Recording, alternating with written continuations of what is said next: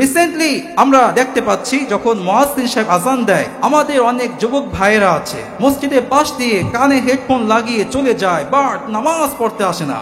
আবার অনেক ভাইয়েরা আছে যখন মুয়াজ্জিন সাহেব আযান দিচ্ছে চার দোকানে বসে বসে টিভি দেখে কিন্তু নামাজ পড়তে যায় না। আবার অনেকে আছে যখন মুয়াজ্জিন সাহেব আযান দেয়, অনেক মা বোনেরা আছে বাসায় বসে বসে মুভি দেখে নাটক দেখে কিন্তু নামাজ পড়তে চায় না। বুখারী শরীফের বর্ণনায় বিশ্বনবী সাল্লাল্লাহু আলাইহি ওয়াসাল্লাম মুমূর্ষ অবস্থায় পড়ে আছেন, কথা বলতে পারতেছেন না। সাহাবীরা হতাশ, নিরাশ, চিন্তিত, পেরেশানিত। বিশ্বনবী সাল্লাল্লাহু আলাইহি ওয়াসাল্লাম একটু কথা বললেন। ওই সময় তিনি বললেন, আসসালাত আসসালাত, ও আমার উম্মতরা, তোমরা নামাজ ছেড়ে দিও না, নামাজের প্রতি উদাসীন দেখেও না।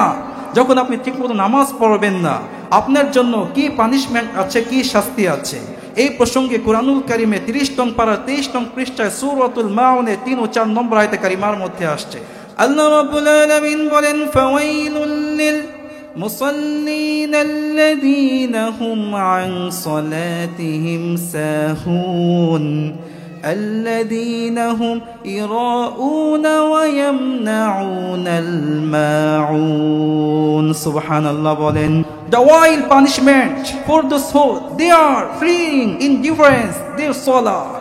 রব্বুল আলামিন বলেছেন, ওয়াইল নামক শাস্তি হচ্ছে ওই সমস্ত মুসল্লিদের জন্য, ওই সকল নামাজি ব্যক্তিদের জন্য, ওই সকল লোকদের জন্য যারা নামাজের প্রতি উদাসীনতা বোধ করে, ঠিক মতো নামাজ পড়তে চায় না। এমন মানুষ আমাদের সমাজের মধ্যে আছে না নাই? তাই যারা ঠিক মতো নামাজ পড়বে না, এদের জন্য রয়েছে জাহান্নামের ওয়াইল নামক শাস্তি। কাইফা আযাবুল ওয়াইল, হাউ দ্য ওয়াইল পানিশমেন্ট। ওয়াইল আবার কেমন শাস্তি? রাইসুল মুফাসসিরিন আব্দুল্লাহ ইবনে আব্বাস রাদিয়াল্লাহু তাআলা আনহু বলেছেন, ওয়াইল হচ্ছে জাহান্নামের ওই অগ্নিময় গর্ত, যেই গর্তের মধ্যে যা নামাজ পড়ে না বেনামাজীদেরকে ফেলে দেওয়া হবে। 40,000 বছর পর গিয়ে সেই গর্তের সমতল স্থান পাবে। এত গভীর গর্ত হবে। এই পৃথিবীর মধ্যে মানব সৃষ্ট সবচেয়ে গভীরতম গর্ত হচ্ছে কোলা সুপারদ্বীপ বোরহোল।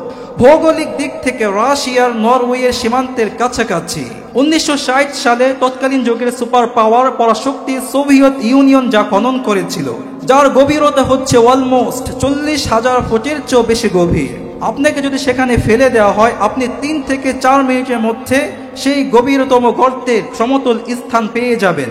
আর জাহান্নামের গর্ত কত গভীরময় হবে, সেই গর্তের মধ্যে যা নামাজ পড়ে না তাদেরকে ফেলে দেওয়া হবে। 40,000 বছর পর গিয়ে সেই গর্তের সমতল স্থান পাবে। নাউযুবিল্লাহ বলেন। আজ যদি আমাদের যুবকগুলো ঠিকমতো নামাজ আদায় করত, আজ যদি আমাদের যুবকগুলো ঠিকমতো নামাজ পড়তো, তাহলে এই বাংলাদেশের মধ্যে কোনো যুবক চাঁদাবাজ হতো না, কোনো যুবক টেন্ডারবাজ হতো না, কোনো যুবক সন্ত্রাসী হতো না। চিল্লায় বলেন ঠিক কিনা?